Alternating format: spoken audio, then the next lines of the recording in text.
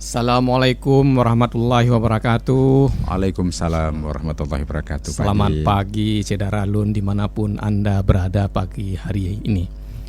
Saya Muhammadin, wartawan Serambi Indonesia. Senang sekali pada pagi yang berbahagia ini di awal Ramadan, saya kembali bisa menemani Anda dimanapun Anda berada pada hari ini.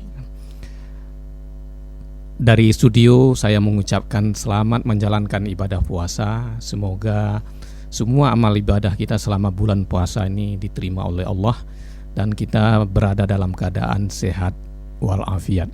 Cedaralun, pada pagi hari ini saya akan memandu Anda untuk podcast Serambi Indonesia bersama Bang Aceh. Telah hadir di studio Bapak Haizir Sulaiman. Beliau ini adalah Dirut Bank Aceh, atau lebih lengkapnya adalah Direktur Utama PT Bank Aceh Syariah. Dan beliau ini adalah orang yang sudah lama sekali di Bank Aceh, sehingga beliau boleh jadi sangat tahu apa yang harus dilakukan Bank Aceh ke depan, sekaligus juga sangat memahami kondisi daerah Aceh, sehingga apa saja yang dilakukan untuk membantu pembangunan daerah ini bisa dilakukan oleh Bank Aceh secara baik. Yang kedua, di studio juga telah hadir staf beliau, yaitu Bapak Andi Purwito. Beliau ini adalah pimpinan divisi produk dan layanan Bank Aceh, yang bertanggung jawab terhadap produk-produk terbaru dari Bank Aceh, terutama yang menggunakan teknologi informasi adalah Pak Andi ini. Beliau sudah berkarir di Bank Aceh kurang lebih 20 tahun dan saat ini dipercayakan oleh Pak Aizir sebagai pimpinan divisi untuk jasa produk bank gitu. Baik Pak Aizir, kita sapa dulu ya. Assalamualaikum Pak. Waalaikumsalam warahmatullahi wabarakatuh. Apa kabar pagi hari ini Pak nih? Alhamdulillah baik Pak Din. Ya, ini ada yang surprise saya pagi hari ini Pak nih. Iya. Selamat ulang tahun pada hari ini Pak. Waduh, terima kasih Pak Din, terima kasih ya. Tambah umur, tambah usia, tambah singkat jangka hidup kayak gitu Pak ya. Ya, mudah-mudahan kita bisa mendapat keberkahan selama hidup kita dan bermanfaat bagi orang lain Pak. Amin Pak, itu Pak, bermanfaat bagi orang lain Pak. Ya, selaku pribadi juga saya mengucapkan selamat ulang tahun. Semoga amanah yang ada dengan Bapak ini makin bisa dilaksanakan secara baik dan memberi manfaat yang besar bagi daerah ini. Amin Pak, ya. Mudah-mudahan Pak. Baik ya. Pak ya. Pak Andi nih, apa kabar nih? Alhamdulillah Pak. Assalamualaikum. Ini pasti hari-hari ini adalah hari-hari yang berat juga ya bagi Bank Aceh. Yang pertama nih ada konversi bank, sehingga tanggung jawab besar itu ada di Bank Aceh ya kan. Benar. Untuk mengambil alih pelayanan-pelayanan bank yang selama ini dilakukan ada 6 bank ya, termasuk bank-bank swasta juga gitu ya. Baik Pak Aizir nih, kita mulai aja. Cedaralun, kita mulai bincang-bincang. Mungkin kita mulai dari hal yang sederhana dulu Pak ya. Iya. Nah, Bank Aceh ini itu dari tahun ke tahun mengalami pertumbuhan yang cukup signifikan gitu Pak. Dan juga pelayanannya sudah menyentuh hampir seluruh kecamatan yang ada di Aceh gitu Pak. Benar Pak. Bahkan saya dengar juga yang terakhir akan ada kerjasama dengan PT Pos ya kan? Yang tujuannya juga untuk meningkatkan pelayanan perbankan kepada masyarakat di Aceh gitu. Benar Pak. Nah, kira-kira apa yang Bapak bisa jelaskan tentang upaya-upaya yang dilakukan Bank Aceh dalam rangka meningkatkan pelayanan kepada masyarakatnya, terutama dalam mengembangkan ekonomi daerah ini, Pak? Baik Pak Din, ya, terima kasih atas kesempatannya. Ya. Pertama sekali saya juga menyapa Cedaralun semuanya, ya, rekan-rekan di Serambi Indonesia yang saya hormati. Ya, selamat berpuasa Ramadan. Kita menjalani rangkaian ibadah puasa. Mudah-mudahan amal ibadah kita diterima oleh Allah SWT. Cedaralun yang berbahagia, Pak Din yang kami hormati, kami di Bank Aceh ya alhamdulillah sampai dengan sekarang terus berbenah Pak, dalam rangka meningkatkan pelayanan dan kehadiran kami harus dirasakan manfaatnya oleh masyarakat. Suatu pagi Pak,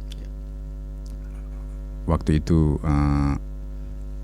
kami berempat duduk, Pak Gubernur Nova Iriansyah, saya, Pak Yusri dan Pak Kris Arwani, OJK, Bank Indonesia, di pendopo Pak Gubernur.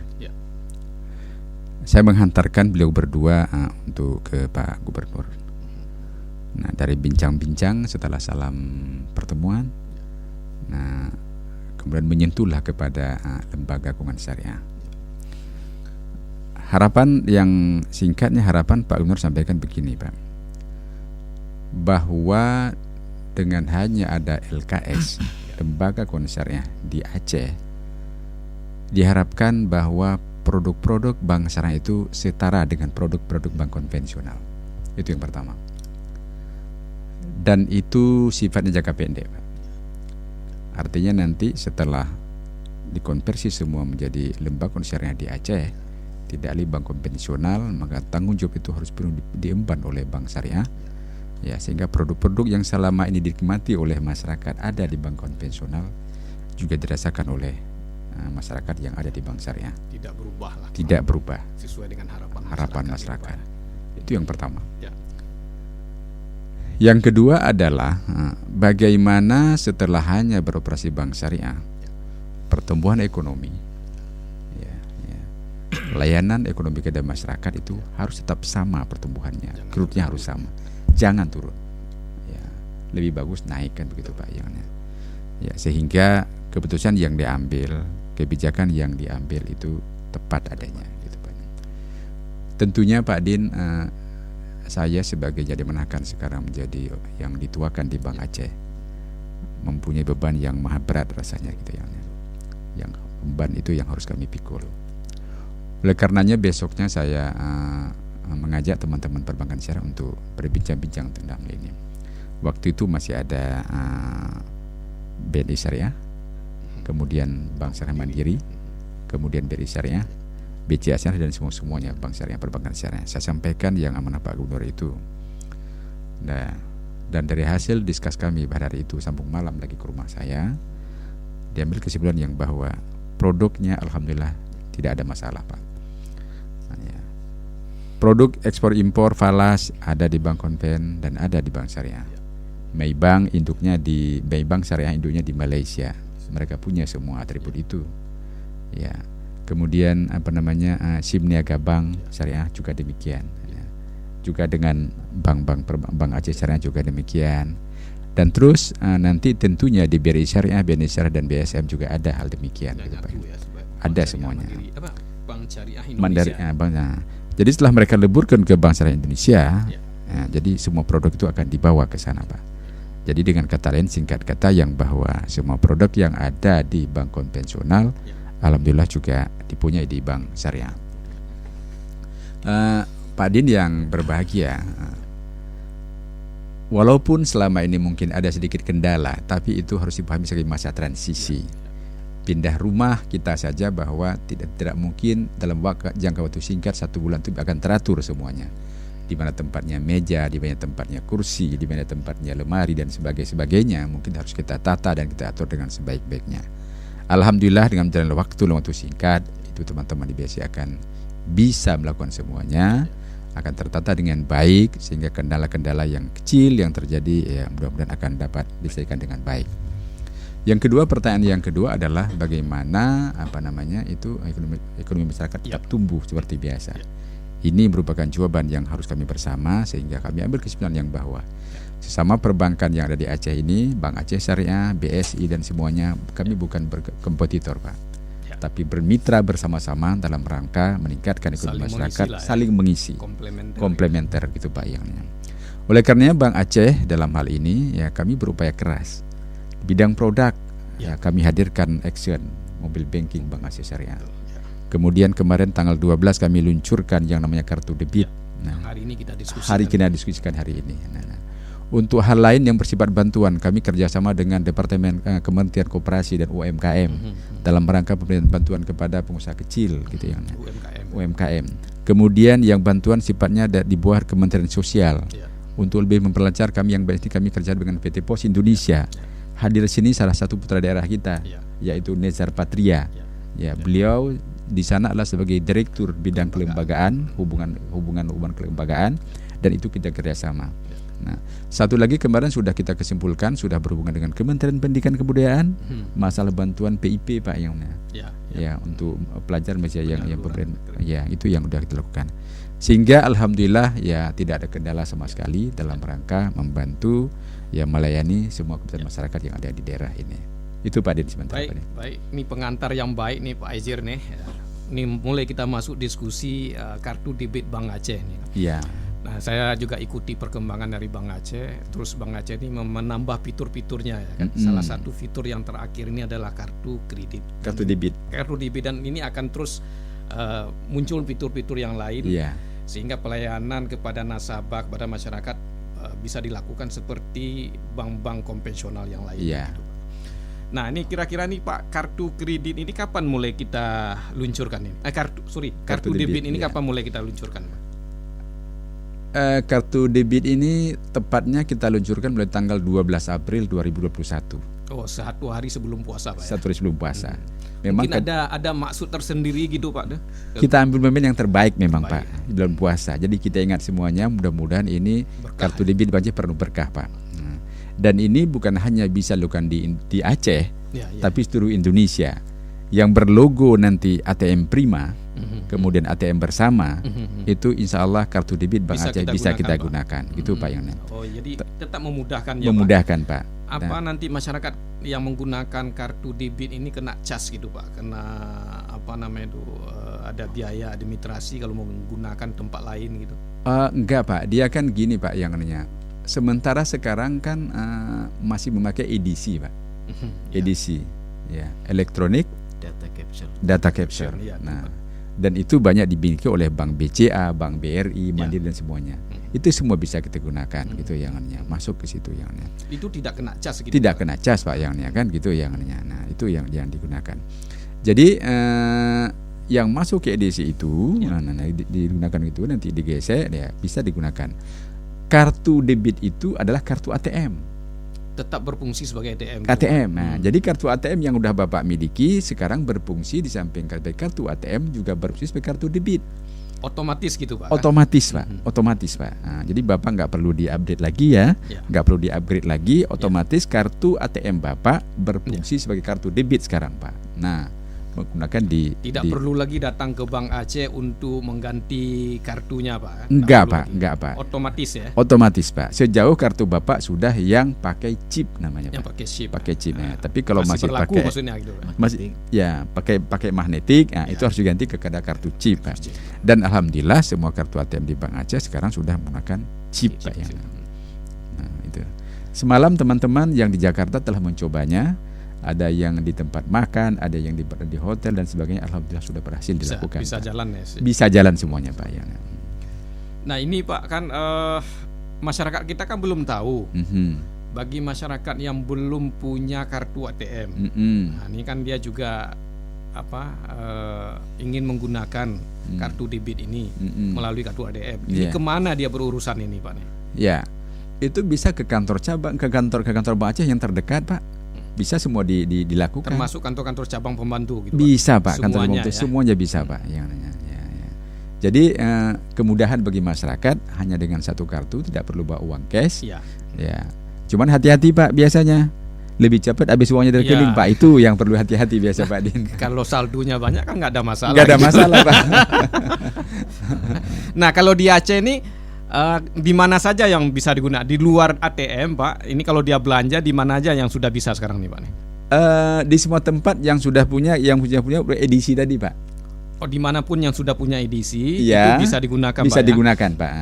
Misalnya gini, bank-bank konvensional itu kan masih ada edisinya di sini gitu. Itu bisa juga digunakan gitu. Bisa Pak, bisa Pak yang. Jadi ini kalau kita lihat perkembangan teknologi digital. Iya. 2-3 tahun ke depan barangkali edisi itu tidak dipakai lagi Pak.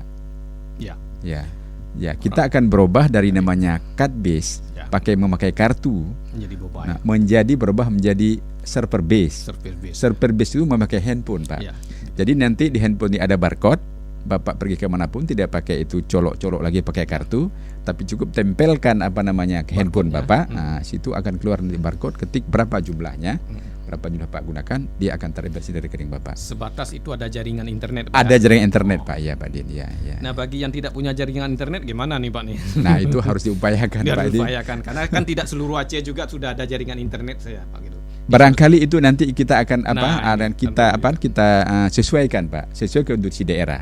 Ada yang memakai edisi tentunya, kita akan pakaikan edisi. Ya. Tapi yang tentu bagi yang sudah memakai daerah-daerah tertentu, daerah yang sudah internetnya bagus, ya mungkin akan memakai yang namanya server base, Pak gitu. Ini baik Pak Andi nih, kita beralih ke Pak Andi, Pak, soal yang teknis. Kira-kira kelebihan kartu debit Bank Aceh ini apa? Apa benefit yang didapatkan di luar yang dijelaskan oleh Pak Dirut tadi? Apa benefit yang didapatkan oleh masyarakat dan apa kelebihannya gitu?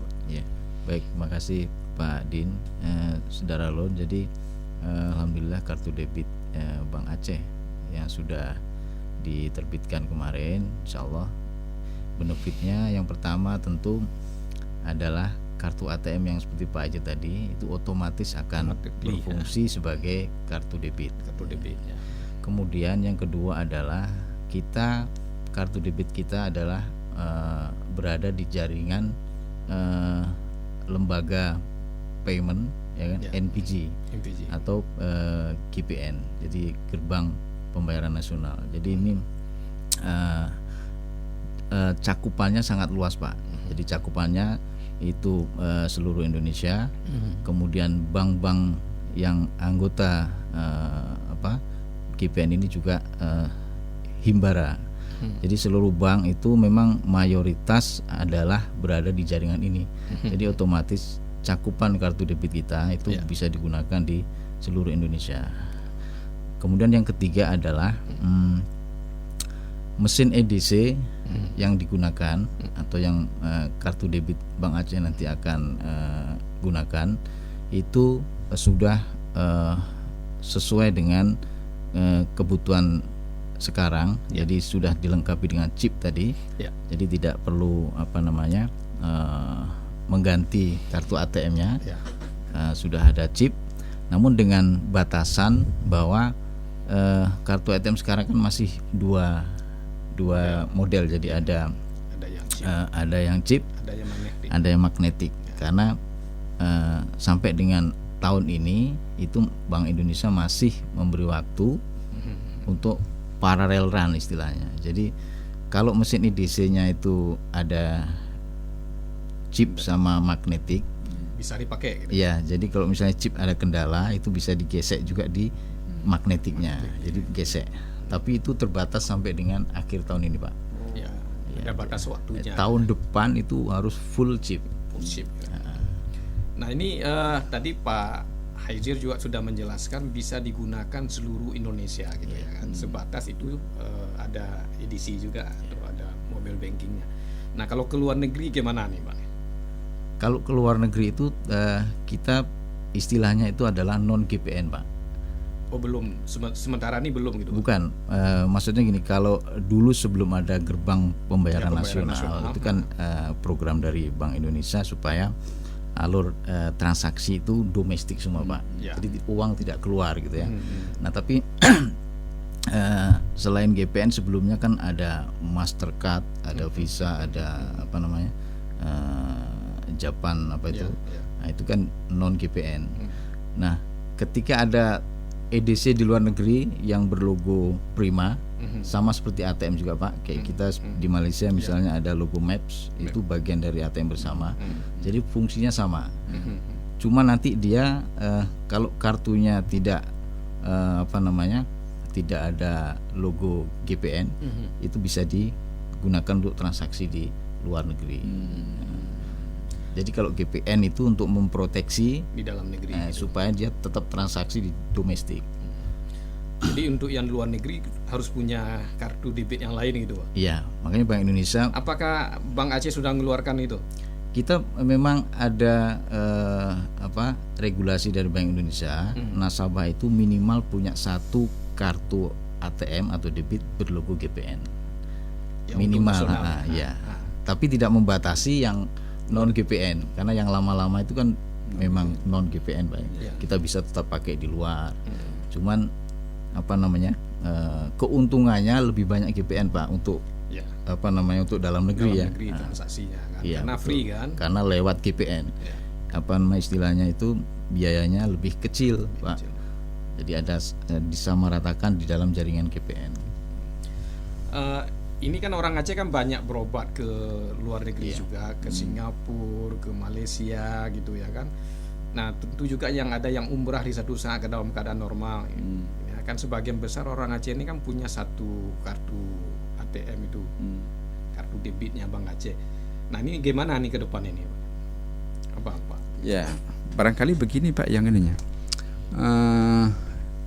Tentunya oleh Prima yang sebagai lembaga yang katalisator penyalur yang penghubung dalam rangka dalam digital ini ada Prima, ada Artajasa dan tadi ada MEC Smash ya yang namanya. Mereka akan kerjasama lebih banyak keluar Pak yang namanya. Sejauh mereka sudah kerjasama dengan negara manapun gitu kan, itu tapi bisa dipakai. Seperti di Malaysia Kuala Lumpur itu ada Bapak kalau lihat di mal-mal itu bahwa ada kerjasama antara Malaysia perbankan tertentu di Malaysia dengan ATM bersama. Nah, jadi itu ditempel Pak, ada MEC dan ada Smash dan sebagainya, ada ATM bersama juga logo di situ. Berarti itu bisa dipakai Pak di sana. Free juga Pak yang namanya. Nah, hanya saja nanti gitu Pak ya. Kalau Bapak colok keluarnya uang ringgit kalau di Malaysia, kalau di Singapura akan keluar dolar Singapura gitu. Nah, kalau di sini mungkin Bapak akan terima banyak lembarannya, sana mungkin sedikit Bapak terima lembarnya kan gitu ya Pak ya. Itu aja bedanya Pak. Jangan terkejut gitu. Jangan terkejut Pak ya. Nilainya sama aja. Sama aja Pak ya, itu yang. Baik Pak, ini kan kartu debit orang nggak menggunakan untuk belanja dan transaksi yang lain. Itu ada limitnya nggak gitu Pak gitu? Nah ya, ada limitnya pasti Pak. Nah, ini udah teknis mungkin Pak Andi Pak yang lebih tahu limitnya Pak itu. Ya. Jadi tetap ada limitnya Pak. Itu sebetulnya kebijakan internal dari Bank Aceh untuk kenyamanan nasabah juga Pak. Jadi kalau kartu ATM kita yang existing itu kan ada 3 macam jenis Pak ya. Ada silver, ada gold, dan ada platinum. Nah, satu lagi ada kartu co-branding, misalnya untuk nasabah pensiun kita yang smart card itu, yang taspen itu ada juga. Nah, yang silver ini transaksi perharinya maksimal itu 10 juta. 15 juta. Satu hari Pak. Ya, dalam satu hari. Nah, itu bisa langsung dipakai habis. 15 juta. Jadi sebatas saldonya ada sebesar itu ya. Pak. Jadi 15 juta yang silver, kemudian yang gold itu 20 juta. Itu juga bisa langsung sekali habis gitu. Mau belanja misalnya harga barangnya sampai 20 juta ya bisa langsung dimaksimalkan. Satu hari itu 24 jam ya.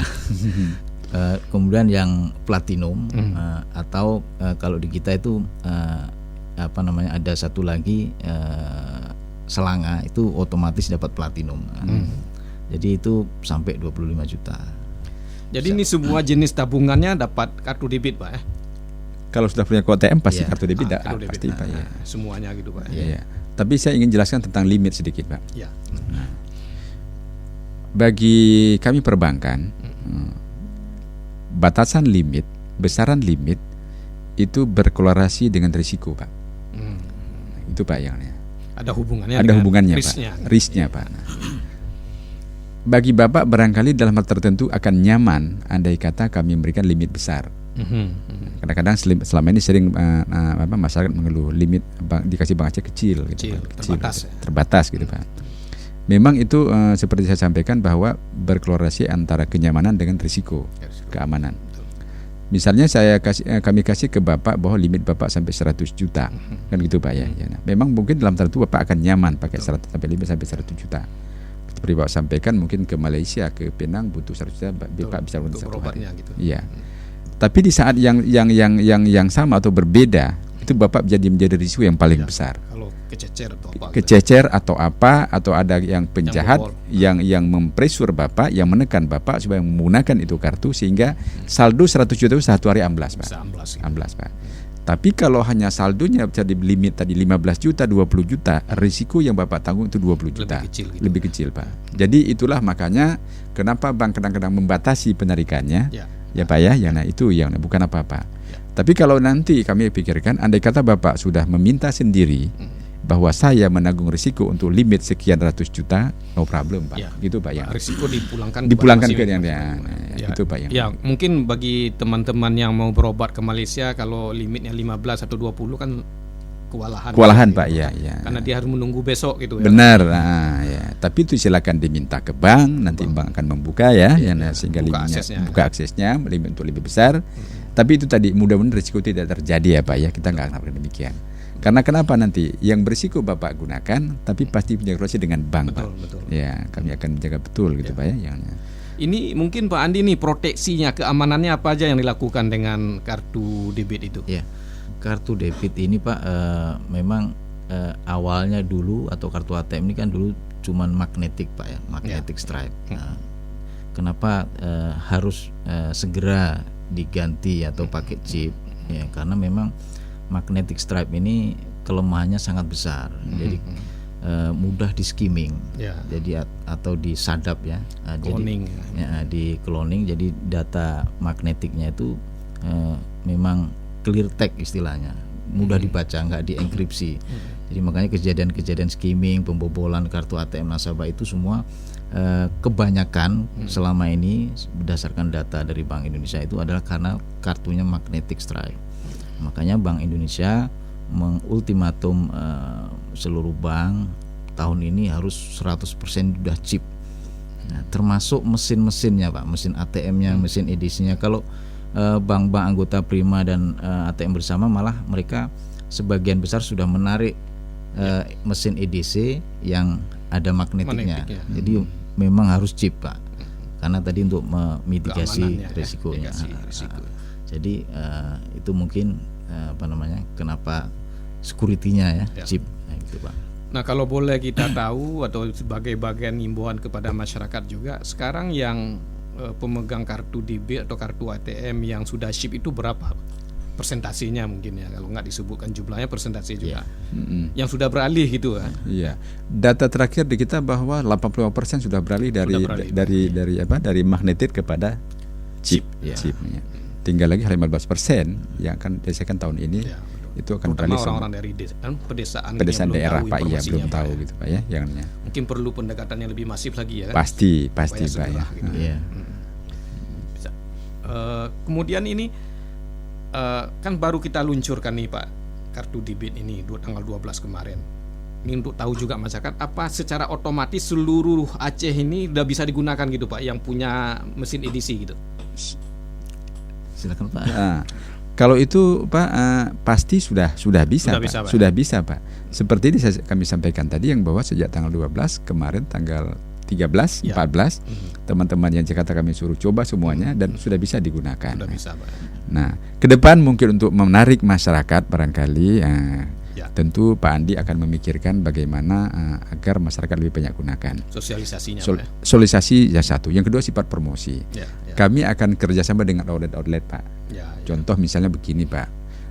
Kalau minum kopi di Kopi Solong misalnya, akan bagi yang bayar pakai kartu debit Bank Aceh akan dapat diskon 10% misalnya. Kan begitu Pak ya yang namanya.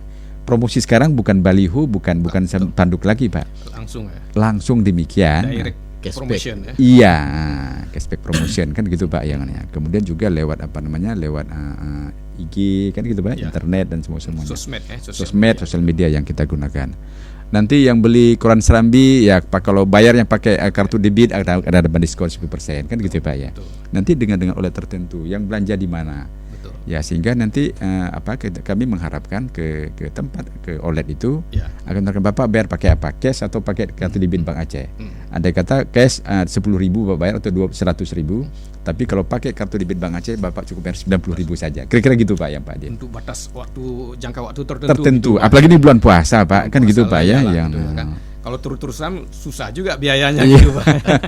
Nah ini kan kita perlu untuk merchant istilahnya Pak ya kan, atau gerai-gerai yang mau kerjasama. Apakah Bank Aceh sendiri punya target, maksudnya jenis-jenis merchant atau jenis-jenis usaha yang akan kerjasama gitu Pak? Misalnya pusat belanja, minum kopi di restoran gitu ya kan?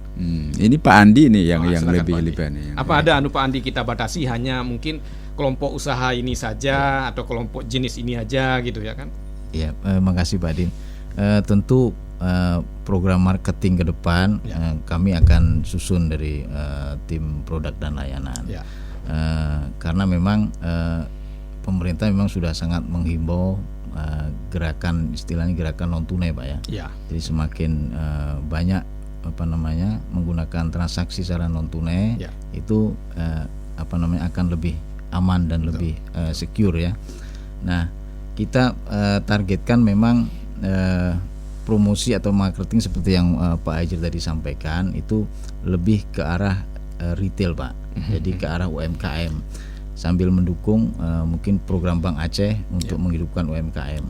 Jadi transaksi nanti yang menggunakan kartu debit Bank Aceh itu nanti akan kita kerjasamakan di sektor UMKM gitu. Itu prioritas pertama gitu Pak. Meskipun tujuan kita juga akan menyeluruh juga kan. Misalnya apotik itu kan perlu juga untuk keamanan juga gitu Pak. Restoran-restoran gitu ya.